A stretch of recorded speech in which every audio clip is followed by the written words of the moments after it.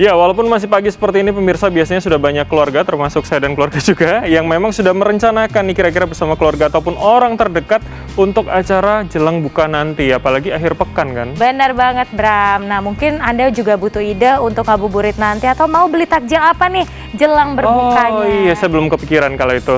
Bagaimana kalau langsung saja kita simak selengkapnya dalam segmen Ragam Ramadan.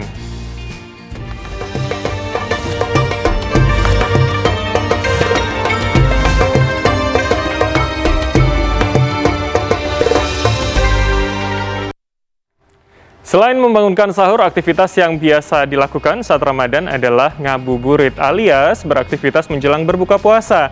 Misalkan minum es teh sambil buka. Bisa ya? Kok gimana ya, Bram ya? Ini kan ngaco banget ya. Kalau kayak gitu kan nggak benar. Kalau mau itu dari awal pagi udah minum teh. Makin ngaco lagi ya, Bram ya. Tapi yang benar ya pemirsa, cari kegiatan yang bermanfaat tentunya pas lagi ngabuburit.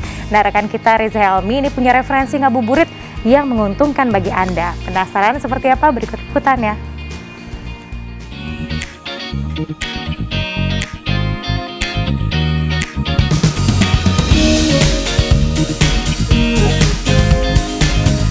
Kalau lagi puasa gini, mending jangan dijadiin alasan buat malas-malesan ya. Sambil nunggu maghrib, mending kita cari ngabuburit yang bikin cuan. Yuk ikut saya.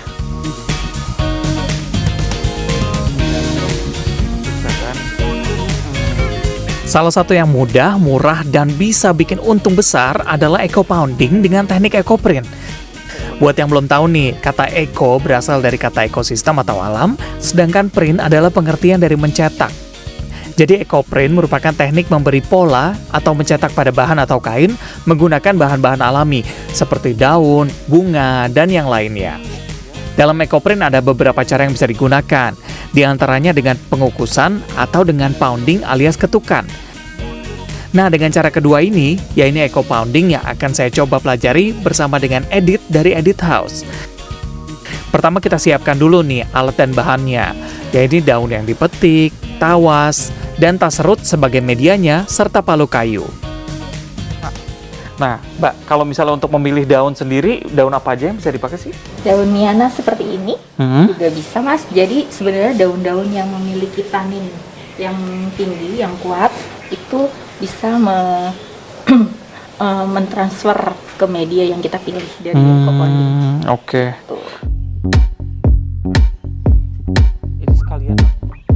Dalam eco pounding, media yang digunakan bisa beragam, namun diutamakan yang berasal dari alam, seperti katun atau belacu. Oke, kita langsung buat ya. Pertama, siapkan medianya. Kami pilih tas serut dari bahan belacu yang sudah melewati tahap mordan. Tahap mordan ini penting agar kain dapat menerima warna dari pigmen daun yang digunakan.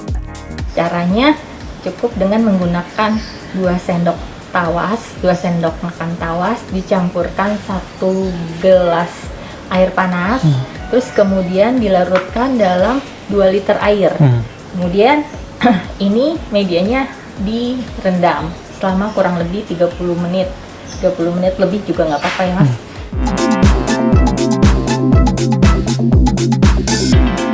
Letakkan daun di balik media transfer, lalu lapisi dengan plastik. Ketuk-ketuk terus sampai proses perpindahan pigmentasi selesai atau sampai rata. Dalam proses ini nggak sembarang ketuk ya, harus sesuai dengan tenaga yang tidak terlalu kuat supaya hasilnya bagus. Kuncinya adalah kesabaran dan juga kekuatan tangan untuk mukul ini. Tapi sebenarnya nggak butuh waktu lama nih. Kita kurang lebih nggak sampai 10 menit. Hasilnya udah jadi keluar seperti ini ya, bolak-balik tuh.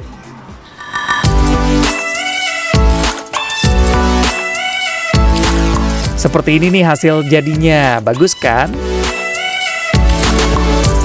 Karena belum digeluti banyak orang, eco printing justru menjadi peluang bisnis yang menjanjikan. Karena selain minim kompetitor, modal yang digunakan juga tidak begitu banyak. Pewarnanya tinggal ambil aja dari alam, tapi keuntungannya cukup lumayan. Baru menggeluti dunia eco-printing sejak 2019, hasil karya Edit sudah terjual hingga ke mancanegara.